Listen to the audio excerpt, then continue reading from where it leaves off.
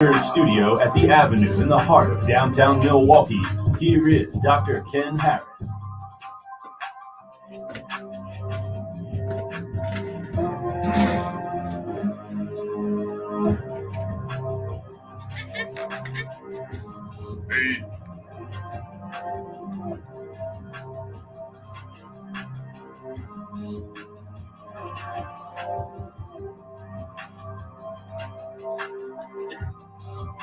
Don't tear that up in there.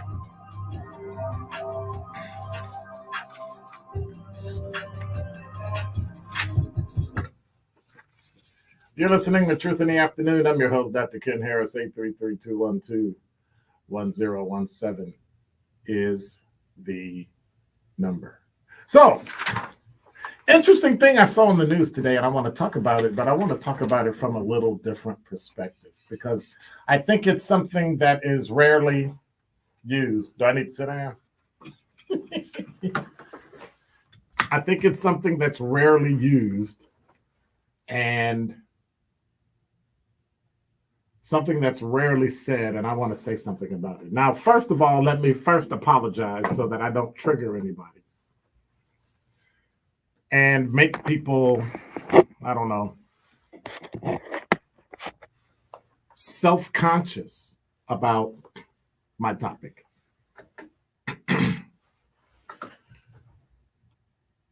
I also want to remind you that you can join us here on the award-winning 1017 The Truth as we stream live on YouTube and X at 101.7 The Truth. And so you can use our talk and text on YouTube. So instead of going to the phone number 833-212-1017, we no longer take texts and chat there. We take it on the talk and text line in YouTube. Got it? That is our talk and text line. YouTube. Go to youtube.com. And I guess I can log into X and we can check it out there too. But hit us on YouTube. Just go to YouTube. You'll be able to see us. You'll be able to hear us. You'll be able to talk to us. You'll be able to chat with us. And we'll go from there. All right? All right. So,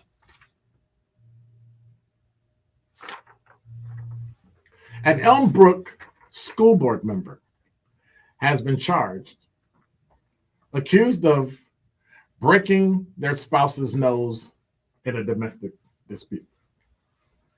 This person was elected to the board in April, survived a recount, and was charged November 29th, 2 days ago, with one count of disorderly conduct, domestic abuse, and use of a dangerous weapon.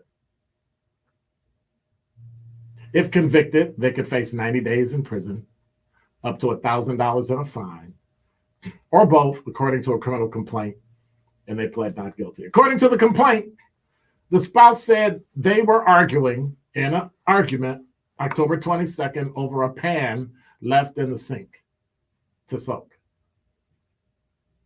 One spouse left. When the other one returned, they were confronted by the other spouse about one of their daughters not cleaning their room.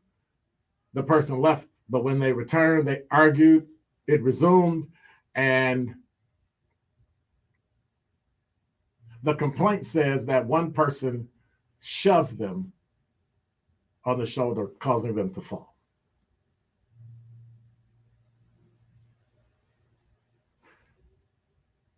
The person that fell threw a 1-liter bottle, striking the other spouse in the face.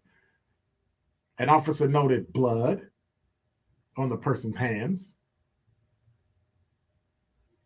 clothing, pants, did a CT scan, and had a broke nose. So anytime you break something, right?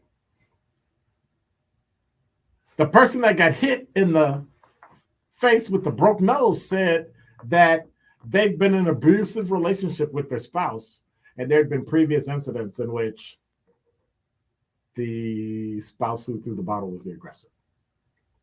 It wasn't reported to police,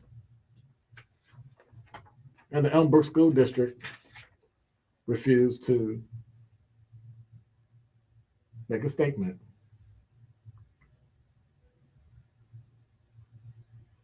The person was arrested. I say all this to say The judge denied a request for a temporary restraining order, and an injunction hearing regarding the temporary restraining order is scheduled for December 11th. Court records show that the couple filed for divorce the next day. One of the couple. I say all this to say the victim of Preetha Karindayara is her husband. She was arrested for hitting her husband in the face with a bottle and charged with disorderly conduct, domestic violence, and use of a dangerous weapon. Could face up to 90 days in prison. And I don't think they'll go to prison because it's less than a year, so they'll probably just go to the county jail in Waukesha and get a $1,000 fine. So many people, when you tell a story like that, assume the guy did it. But I believe, and I don't know the exact statistics, I am going out on a limb and saying for every woman who reports domestic violence, how many men do you think don't report domestic violence by virtue of the fact that many are not believed and many are not taken seriously? I believe what happens to men in domestic violence is what sometimes happens to women when they're victims of a sexual assault. It's okay to not believe a man who's a victim of domestic violence, but you have to believe every single woman who says she was sexually assaulted. I think you have to take both seriously. Believing is based on what? Information, belief, the facts, evidence. But one isn't higher than the other. Which led me to think, how do men present themselves when they're victims of domestic violence? What are some of the things that are said about men?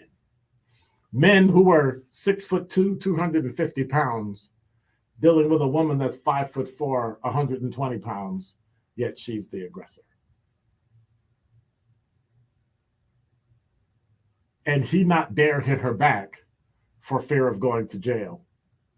And they're constantly, and it doesn't have to be all the time. For me, if it happens twice, it's too much. If it happens once, there could be some mitigating circumstances and some back and forth or something. We don't know. Each instance is its own.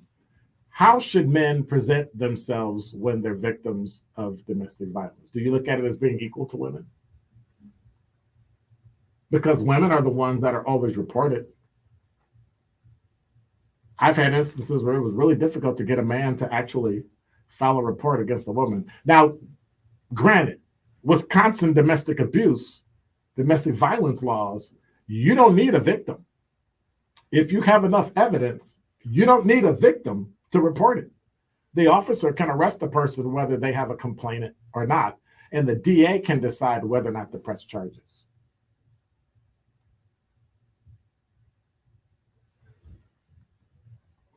But at some point, should we not treat men who are victims of domestic violence the same as women?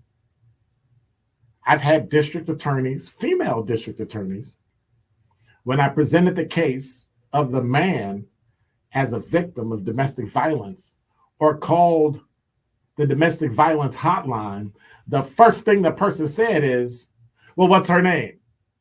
And I said, it's a man. You know what this person said? But what did he do? As if he had to have done something to her to be hit. So then I take the same case to the DA's office and I sit down in front of the district attorney and the ADA says to me, well, what did he do? And I said, excuse me? And she thought I was going to joke and kibitz with her. And I said, are you kidding me? She said, quote, these are my people.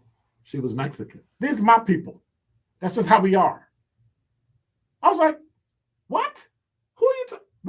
And when I didn't go along with her, she immediately backed up and became professional. All right, well, we'll look at this. I said, are you saying that he had to have done something for her to hit him, but if he hit him, you would have no problem prosecuting him? I said, if she's not charged, I'm filing a complaint. This is ridiculous. Because if you've got that depth of bias by women against men who are victims, if that had been a woman, that man would have lost his job. 833-212-1017 is the number. How should men present themselves? Give me a call. How should men present themselves when they're victims? When they're injured, cut, stabbed, shot, beat, punched, victims of domestic violence. That is Dr. Ken's Truth on the new 1017 The Truth. Coming with straight truth. And the truth was, after November 3rd, after the election, it was over. It was a political idea. I don't have to wait till it's said and done to realize we got played. I said it back then and I stood 10 toes on it. I said, this ain't no black movement. This something else. Just because it say Black Lives Matter, I started looking at the movement and what was going on, and I said, this is a political agenda. Catch the Tory Lowe Show every weekday from 1 p.m. to 4 p.m. Chestnuts roasting. Celebrate the winter holidays in style when the Bradley Symphony Center presents Holiday Jazz with Dee Alexander on December 2nd. Voted Best Singer by Chicago Magazine and Jazz Entertainer of the Year at the Chicago Music Awards, Dee Alexander has a luxurious, velvety voice that will enchant you as she sings a program of seasonal standards and uplifting spirituals. There was a pool. Make your holiday season a little merrier and brighter with Holiday Jazz with Dee Alexander December 2nd only at the Bradley Symphony Center. Visit MSO.org for tickets or call the box office now at 414-291-7605.